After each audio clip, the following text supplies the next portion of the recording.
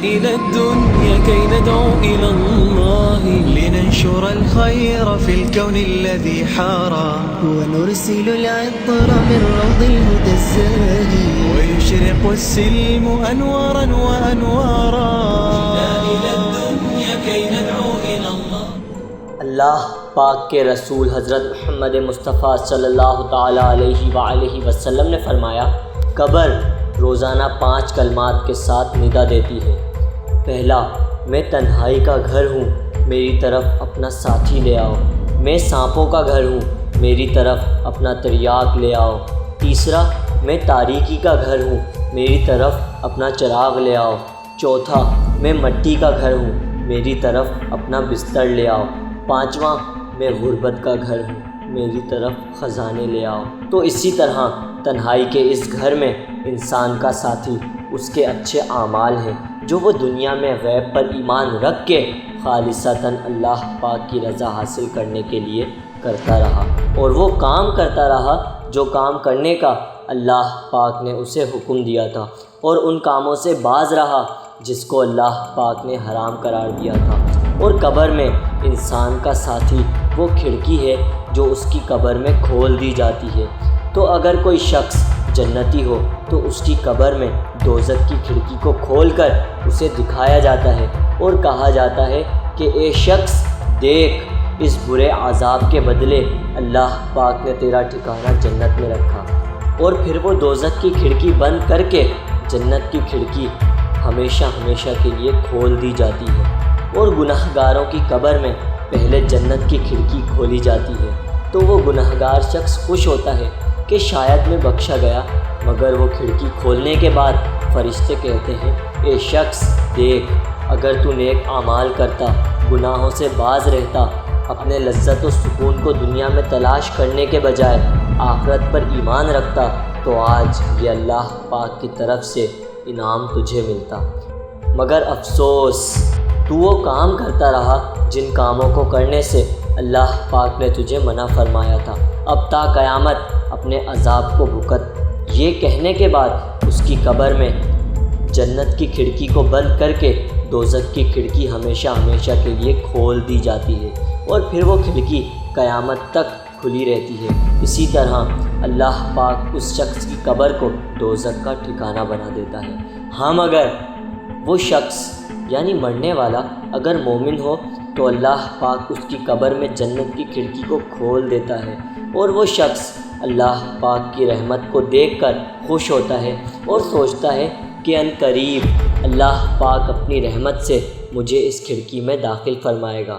اللہ پاک کے رسول حضرت محمد مصطفیٰ صلی اللہ تعالیٰ علیہ وآلہ وسلم نے فرمایا، جب کسی بندے کو دفنایا جاتا ہے تو وہ اپنے ساتھیوں کے لوٹتے وقت ان کی جوتیوں کی آواز سنتا ہے، اور آواز سننے کے بعد اسے وحشت ہونے لگتی ہے کہ میں تنہا ہو گیا، میرے پاس کوئی عزیز و اقارب نہ رہا، میرے اپنے بھی مجھے چھوڑ گئے، آج میرا کوئی بھی میرے ساتھ نہ رہا، جن سے میں دنیا میں سب سے زیادہ محبت کیا کرتا تھا وہ لوگ بھی میرا ساتھ چھوڑ گئے، افسوس، صد افسوس، میں برباد ہو گیا۔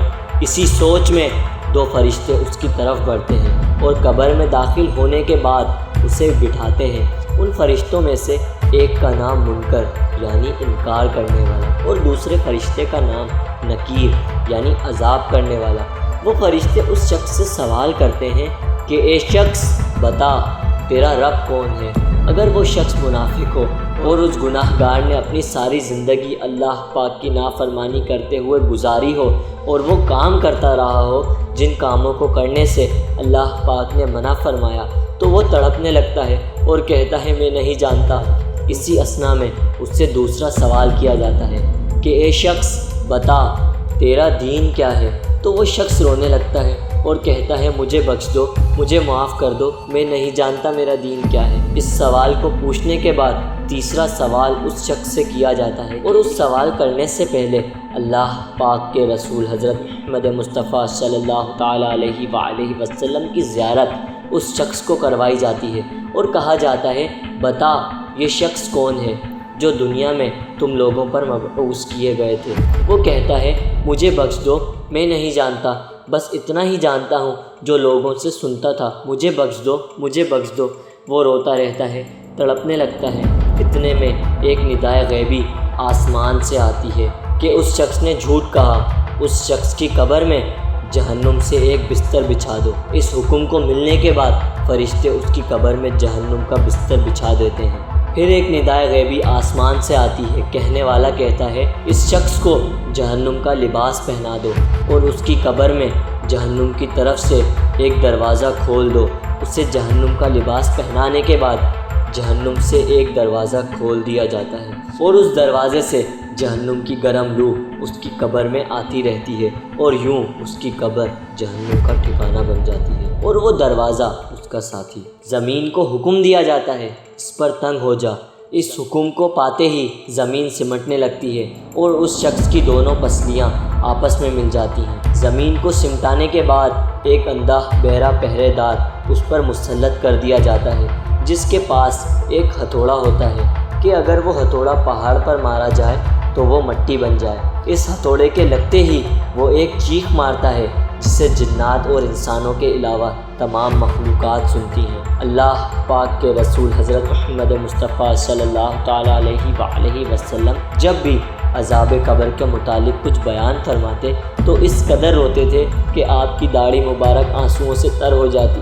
کسی نے دست عقیدت کو جوڑ کر عرض کیا، یا رسول اللہ صلی اللہ تعالیٰ علیہ وآلہ وسلم، آپ جہنم کا ذکر کرتے ہوئے اتنا نہیں روتے جتنا قبر کے متعلق بیان کرتے ہوئے روتے۔ یہ سن کر اللہ پاک کے رسول حضرت محمد مصطفیٰ صلی اللہ تعالیٰ علیہ وآلہ وسلم نے فرمایا، یہ شخص آخرت کی منزلوں میں سے پہلی منزل قبر ہے، تو جو کوئی شخص اس میں بخشا گیا تو آگے بھی بخشا جائے گا، اور اگر اس میں کامیاب نہ ہو سکا تو اللہ عالم عز و جل و رسول عالم صلی اللہ تعالیٰ علیہ وآلہ وسلم۔